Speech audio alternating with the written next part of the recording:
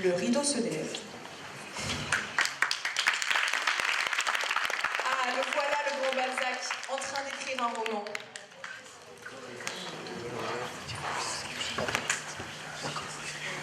Il se trouve dans certaines villes des maisons dont la vue inspire une mélancolie égale à celle que provoque les monastères les plus sombres, les ruines les plus tristes. La vie et le mouvement y sont si tranquilles qu'un étranger les trouverait inhabitables. Cette même mélancolie habite un logis situé à Saumur, au bout de la rue qui mène au château. C'est la maison de M. Grandet. Ah, le voilà, encore nommé, le père Grandet. Sachant lire, écrire et compter, il passait pour un homme riche, bien que personne ne connaissait le vrai montant de sa fortune. Par plusieurs machinations au cours de la République française et du consulat, il eut pour rembourser de pain, légalement, sinon légitimement, les plus beaux vignobles de la région, une vieille abbaye et quelques métairies. En 1816, les plus habiles calculateurs estimaient si bien à près de 4 ou 5 millions, même plus. Maman! Maman! Oui, monsieur. Fais du feu dans la cheminée. C'est la fin du mois de novembre, mais c'est automne, mais particulièrement doux. Donc, nous n'avons pas vraiment besoin du feu. Mais, puisque c'est l'anniversaire de Génie, faisons du feu. Ce sera de bon augure. Et puis, va chercher les provisions que j'ai prévues pour aujourd'hui. Bon, monsieur. Ah, comme il est généreux aujourd'hui, puisque c'est l'anniversaire du Génie. Seulement 2 œufs et même pas de beurre. Comment je vais préparer un gâteau, moi? Bien que monsieur Grandet n'achète jamais ni viande, ni poisson, le grenier et la cave sont pleins de provisions. Ce sont ces fermiers qui apportent des poulets, des œufs, du blé et du beurre de menthe. Mais lui, c'est avec une parcimonie sévère qu'il distribue les provisions.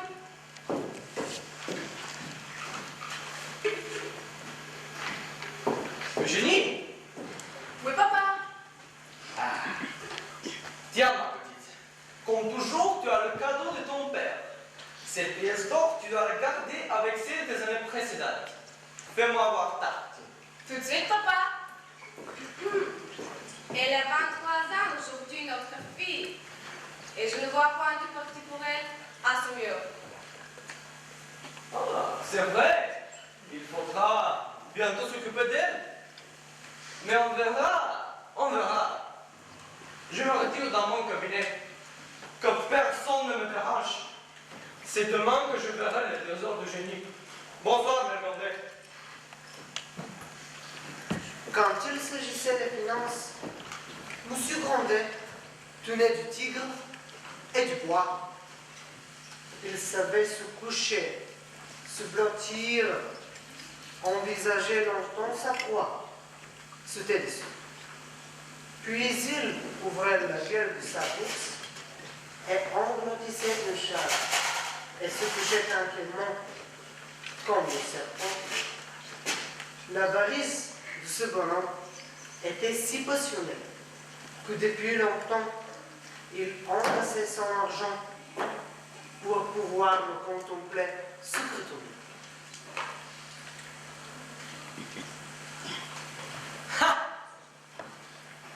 Les gens pensent que l'argent tombe du ciel. Mais non. Ils ne sont pas capables d'imaginer tout ce travail avec les quittances, les reçus, les calculs que moi je fais chaque nuit. Tous, dès le coucher du soleil, sont aux côtés de leurs petites femmes. Alors que ça prend du temps et de la patience d'élaborer un plan et d'emporter l'argent sous le nez des autres. Mais quelle récompense!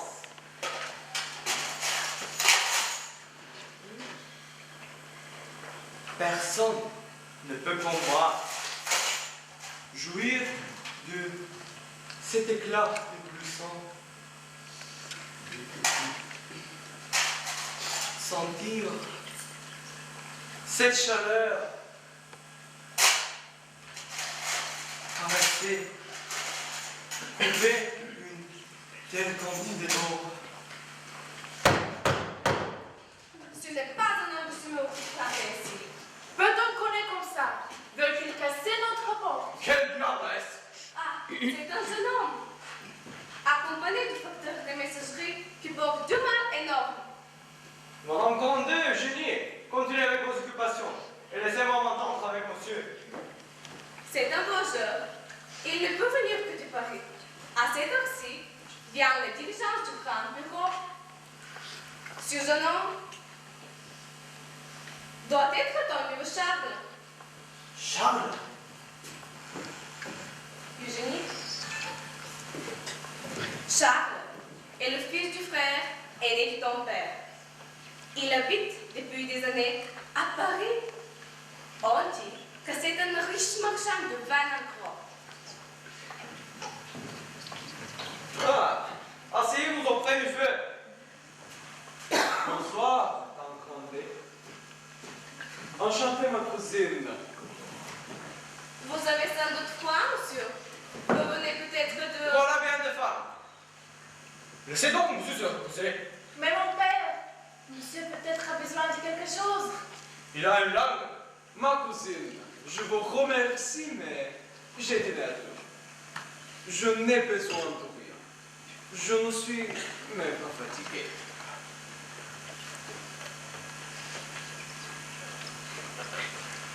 J'ai obéi à la demande de mon père de venir passer quelques mois sur lui. Mais je n'imaginais guère tomber dans un trou comme celui-ci.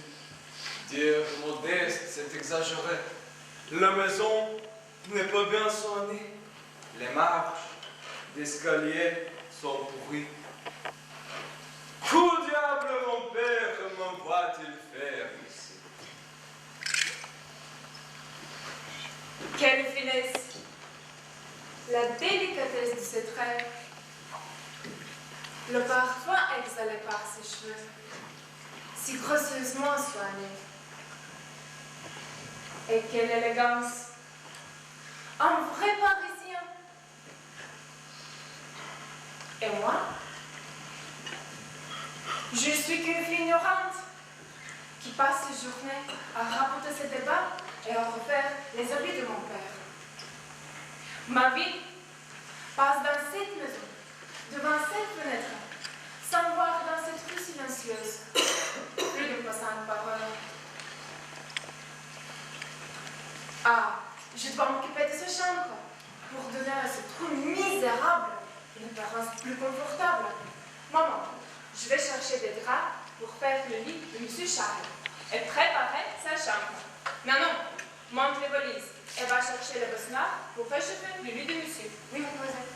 Et moi, avec toutes ces valises, plein de costumes de chasse, toilettes, dernier cri. Je comptais vivre enfant la nuit du château et dire que c'est pour cela que j'ai quitté le grand salon parisien et Antoinette, une dame de la haute société, si gentille et si douce verbe. La pauvre, en ce moment, elle se nuit quelque part en Écosse avec son mari. Venez, monsieur. Je vais vous montrer votre chambre. Ah!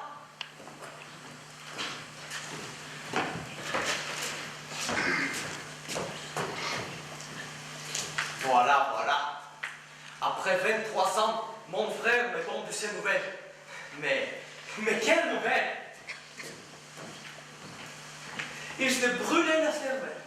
Et pourquoi? Parce qu'il ne pouvait survivre à la honte d'une faillite. Et en plus, il me confie son bon rien de ficha. Et je dois dois lui prêter de l'argent pour son voyage en Inde.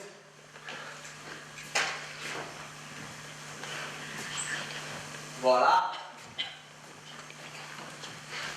Tout est lié à l'argent. Mais moi, je n'ai pas un sou à perdre. Un voyage pour les Indes, c'est dangereux. On ne sait jamais s'il reviendra. Mais par contre, il a des bijoux, des boutons d'or, des anneaux. Et toutes ces choses superflues dans ses valises.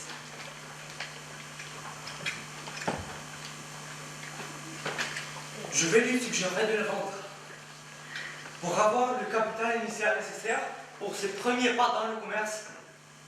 Et moi, généreux comme je suis, je lui paie son voyage jusque... Oui, disons jusqu'à la porte de Nantes.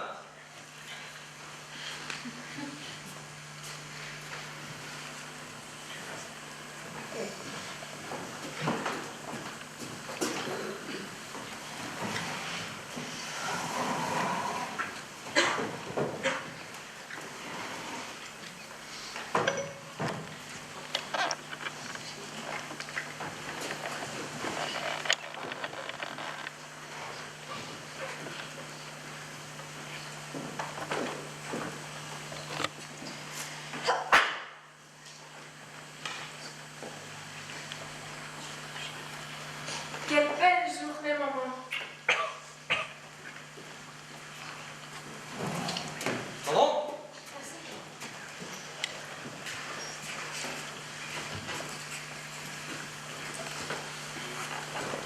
Ah! Il est déjà 8 heures, l'heure du petit déjeuner. Vous pouvez manger. Votre neveu dort comme un enfant béni. Il est mignon, les yeux fermés. Laisse-le dormir. Il s'éveillera assez tôt pour apprendre les mauvaises nouvelles. Qu'y a-t-il donc? Son père s'est brûlé la cervelle. Mon oncle. Pourquoi pleures-tu? Tu ne le connaissais pas, ton oncle. Le pauvre jeune homme. Pauvre, oui, il ne possède pas un sou. Le pauvre garçon. Il dort comme s'il était un roi, sans connaître le sort qui l'attend. Je ne te parle pas d'un homme. Tiens ta langue. Jusqu'à mon retour, vous ne lui parlerez de rien. Je dois avoir les prairies au bord de la Loire. Je serai de retour pour midi. Je causerai avec mon neveu de ses affaires. Quant à toi, ma petite, Charles ne vaut pas tes précieuses larmes. Il partira le plus vite possible pour les grandes Indes. Et je suis même obligé de le faire selon le souhait de son père. Il tâchera de faire fortune.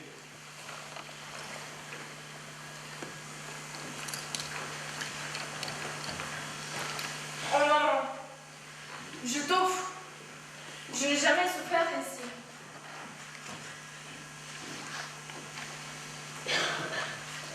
Je me sens mieux. Est-ce cause de Charles? L'aimerais-tu donc déjà? Ah, ce serait mal. Mal? Pourquoi? Il te plaît? Il plaît à moi. Pourquoi ne me plairait-il pas?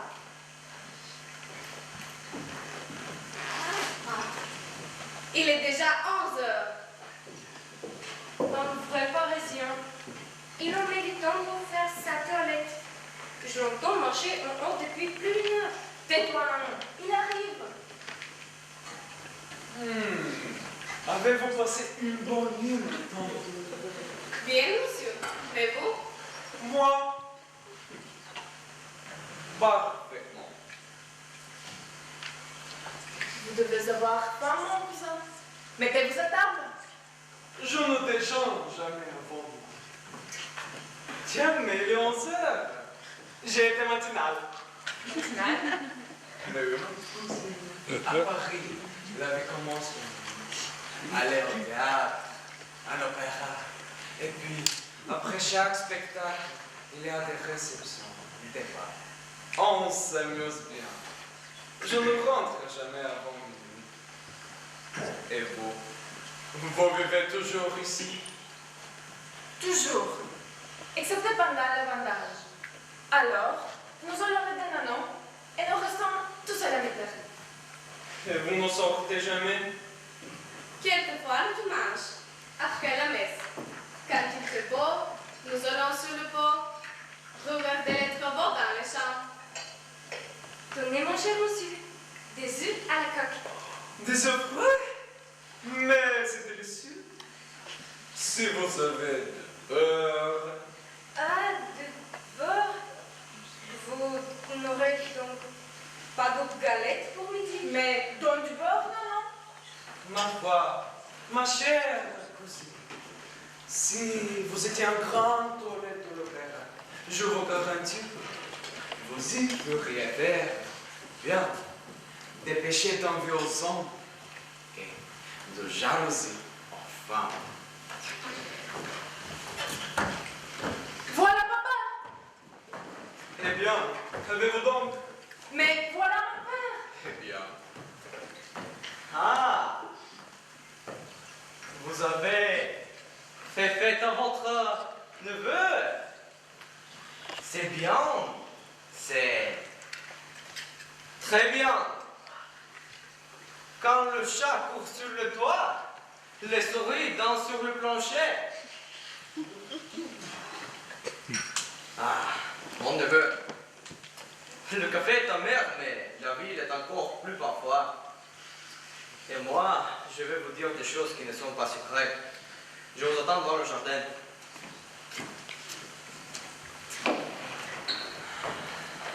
qu'est-ce que ces mots signifient, mon oncle? Depuis la mort de ma pauvre mère, il n'y a pas pire malheur possible pour moi. Eh bien, mon neveu, j'ai des bien mauvaises nouvelles à t'annoncer. Ton père, il est bien mal. Mais alors, qu'est-ce que je fais ici? Je dois partir tout de suite. Non, non, non, non, les chevaux de poste. C'est inutile. C'est inutile. Ah, oui, mon pauvre garçon. Tu le devines. Il est mort. Mon père, mais ce n'est rien, il y a plus grave. Il s'est brûlé la cervelle. Mon père, oui, mais ce n'est toujours rien. Tout le journal parle, tiens, lis.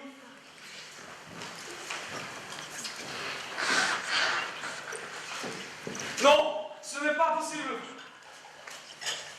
Mon pauvre garçon, tu te consoleras, mais... Jamais, jamais. Mon père. Mon père. Et le pire est Qu'il t'a ruiné. Tu es sans argent. Je m'en fiche. Où est mon père? Où est mon père? Mais ce jeune homme ne prend à rien. Il s'occupe plus de moi que de l'argent. Le pauvre jeune homme. Ah, ça alors. Vous n'allez pas le gâter encore, madame Grandet. Le combler du sucre avec mon argent, c'est bon à rien. Ma mère n'y est pour rien. C'est moi qui... Tais-toi. Est-ce parce que tu es ma chère que tu oses me contrarier? Ah, je vois. C'est un complot. Ou bien...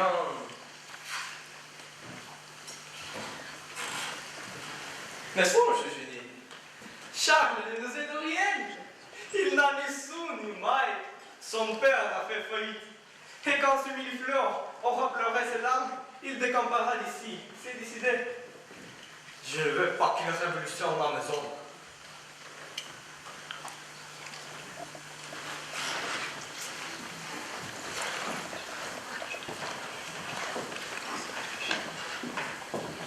Le lendemain, par Charles, la maison reprit sa vie monotone pour tout le monde, sauf pour Eugénie. Elle trouva tout à coup sa vie bien vide.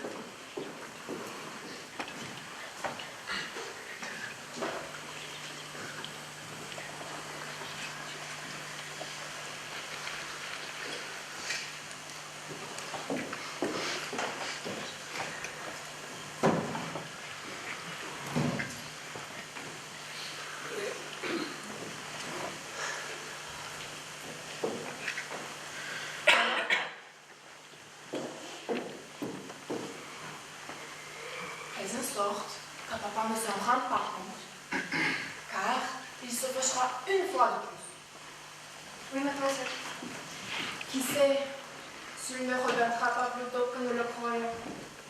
Oui, ma petite, tu as raison.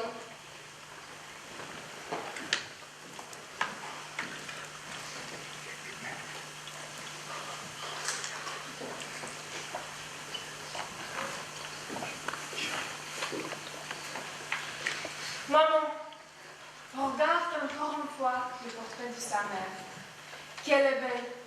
N'est-ce pas tout entre son front et sa bouche? Tiens, c'est vrai, il ressemble à sa mère. De ce qu'il m'a dit, elle avouait la voix aussi douce que la sienne. Oui, mais tu lui as tout donné, toute ta petite fortune reçue de ton père lors de tes anniversaires. C'est que tu as bon cœur et que tu as volonté pour son voyage et ses premiers pas dans le commerce. Mais je n'ai pu imaginer ce qu'il va se passer dans 3 jours. Quand ton père va demander à voir ton or, et c'est qu'il le fait tous les ans, que lui diras-tu? Quelle sera notre punition? Je souffre de cet effroi mortel depuis que tu m'as confié ton secret. Je ne regrette rien, maman. J'ai confiance en Charles. Il m'a confié ce qui vaut pour lui la terre entière. Cette caisse, avec les portraits de sa mère et de son père, il était si honnête de me dire: ma chère Eugénie, si je périssais dans ce dangereux voyage, en perdant votre petite fortune, cette caisse précieuse sera votre récompense.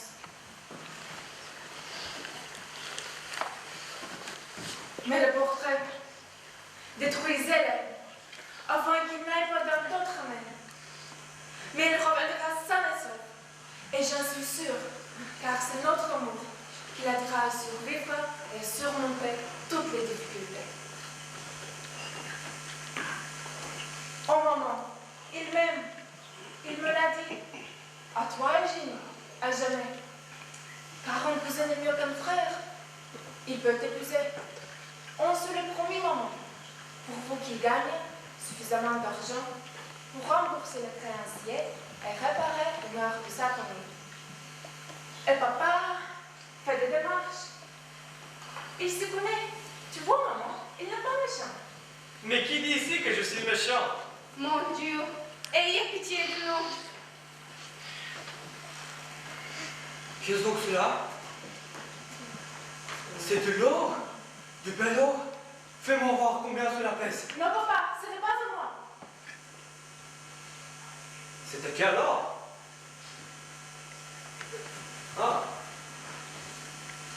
Cela doit être à Charles. Il te l'a donné?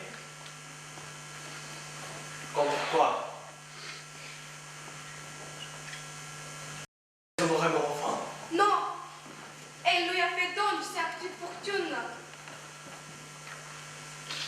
Sa petite fortune? Petite fortune?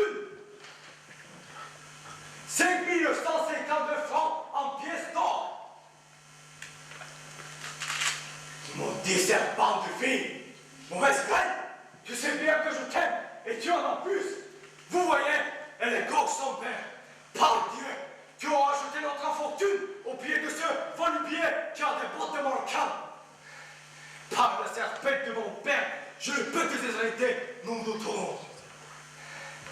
Mais, je vous m'en dis, toi, ton cousin et tes enfants, ce méchant millefleur m'aura dévalisé.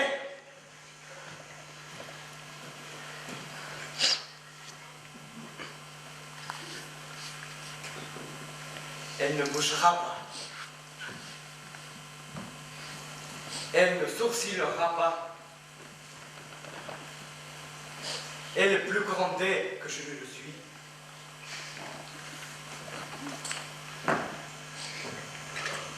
Tu n'as pas donné ton or pour rien au moins.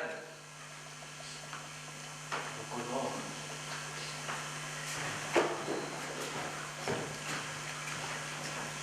Apaise, de libre et de bonne qualité peut-être. Monsieur, que faites-vous? Eugénie est votre unique fille. Mon Père, au nom de tous les saints et de la Vierge, au nom de Christ qui est mort sur la croix, au nom de votre salut éternel, au nom de ma vie, ne touchez pas ceci. Cette caisse n'est ni à vous, ni à moi. Elle est malheureux parent, et je dois la lui rendre intacte.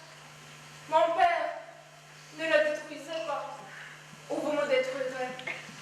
Mon Père, entendez-vous? Monsieur, grâce. Mon Père,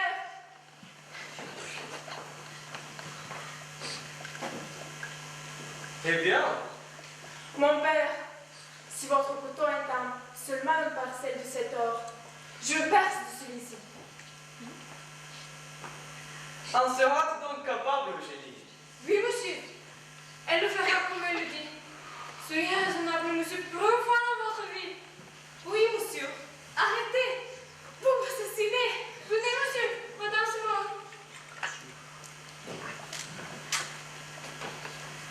Si Madame Grandet mourait, Eugénie sera l'héritière d'un demi de ma fortune, de mon or. Elle hérite la partie de sa mère, je connais bien la loi.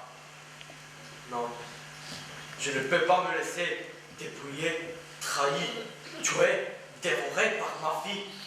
Quand déclarer ma fortune, même à ma fille, c'est déjà partagé. Partager le pouvoir, c'était. Non, ce serait à sa gauche. Non, non, va chercher M. Bergerin. Il est le meilleur médecin dans notre vie. Et le plus cher. Tiens le génie, tiens ma fille, mais ne brûlons pas pour encore.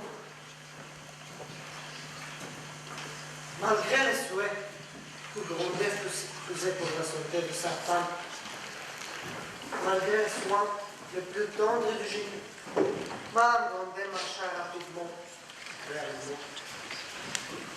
La succession ouverte de sa fille serait une première gloire pour lui.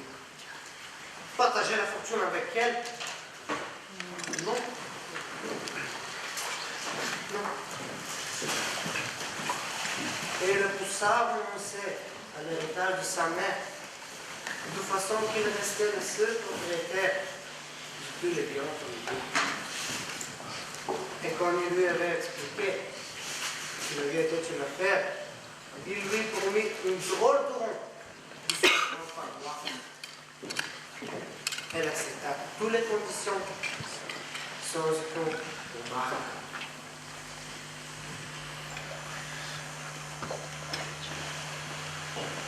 Cinq ans passèrent sans qu'aucun événement ne marqua l'existence monotone du génie et de son père. Ce furent les mêmes actes constamment accomplis, la régularité chronométrique des mouvements des aiguilles de la vie de Dieu. Elle allait dans le petit jardin derrière la maison et assise sur le banc où charme-t-il s'était dit tant de bonnes choses.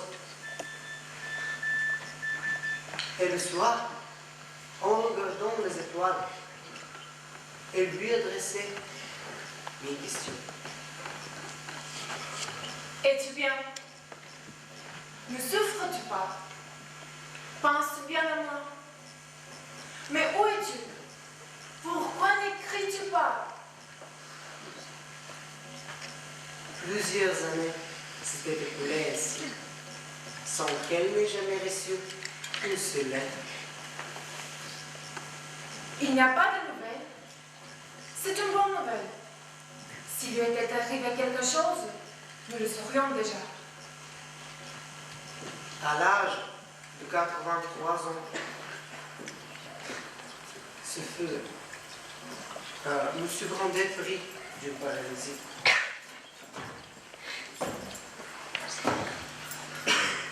Il sentit alors la nécessité d'initier sa vie au secret de la gestion du bien familial.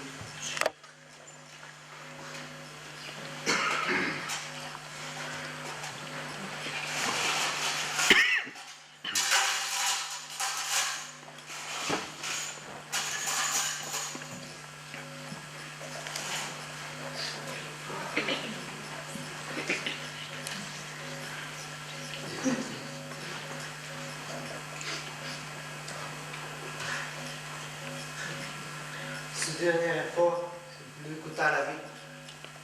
Ainsi, la mort de cet homme ne contrasta tel point avec sa vie. Eugénie fut donc laissée hériter des biens de M. Grendet, dont l'estimation totale allait à 17 millions. 17 millions qui ne chauffaient guère le cœur d'Eugénie. Pour elle, la fortune n'était ni une consolation ni un pouvoir. Elle ne pouvait exister que par l'amour, par la religion, par sa foi dans l'avenir.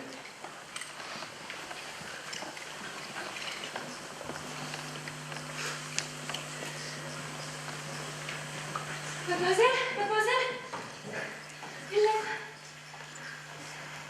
Est-ce que vous attendez? Paris, c'est de lui. Donc, il est revenu. Lisez donc, mademoiselle. Ah, non, non. Pourquoi revient-il par Paris quand il s'en est allé par son mur? Lisez donc, vous le saurez.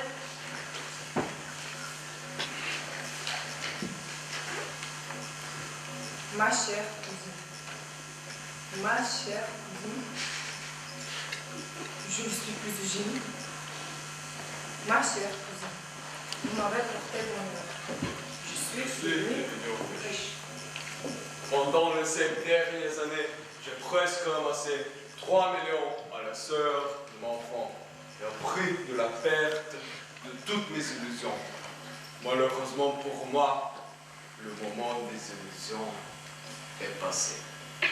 Rien ne résiste au temps, je l'éprouve. En voyageant à travers de nombreux pays, j'ai réfléchi sur la vie. Je n'ai guère oublié le petit banc de bois où nous nous songerons de nous aimer toujours. Donc, je ne voudrais pas vous tromper. Il s'agit en ce moment d'une alliance qui se satisfait à toutes mes idées.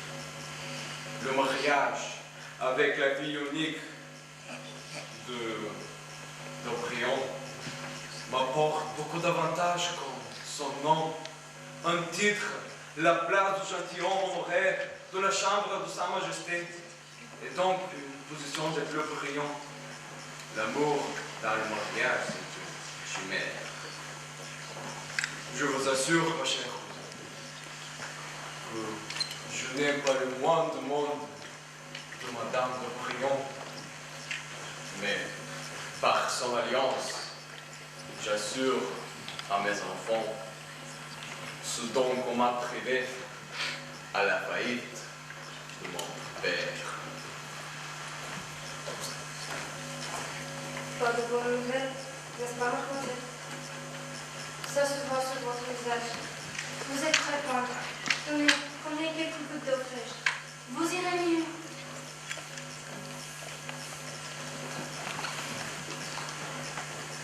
Il va se marier. Un mariage de convenance. C'est bon, c'est bon. Ça, je le comprends. Mais vous pouvez envoyer mon coffre avec les portraits de mes parents à l'hôtel d'April. Ils sont donc déjà ensemble? Par les diligences. C'est déjà trop. Par les diligences. Une chose pour laquelle j'aurais donné 1000 fois ma vie. Est-ce qu'il va rembourser sa dette?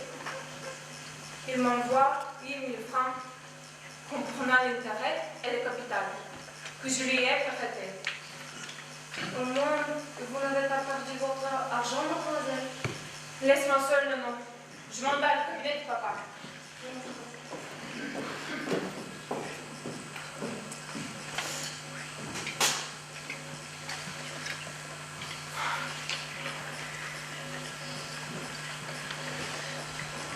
Mon cousin, le notaire, est chargé de rembourser toutes les revendications des créanciers de mon oncle.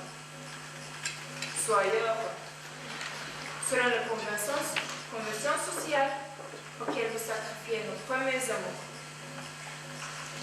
La caisse, avec les portraits de vos parents, que vous m'avez confiée comme une chose aussi précieuse que votre vie, ne peut être envoyée par diligence. Monsieur Cruchot vous la remettra personnellement. Adieu. Vous aurez toujours une fidèle amie dans votre cousine. À l'âge de 33 ans, riche de 800 000 francs de rente, Eugénie Grandet resta seule à habiter cette même maison sans chaleur au sommet. Une maison qui était à l'image de sa vie. Elle accumulait soigneusement ses revenus, mais une vie simple, faisait des dons mensuels pour les pauvres et pour l'Église. Son noble cœur ne battait que pour les sentiments les plus tendres. La grandeur de son âme amoindrit les petitesses de son éducation. Telle est l'histoire de cette femme qui n'eut jamais l'esprit pour entendre les corruptions du monde, qui n'était pas du monde, au milieu du monde, qui, faite pour être magnifique épouse et mère, ni mari, ni enfant, ni famille, jusqu'au dernier de ses jours.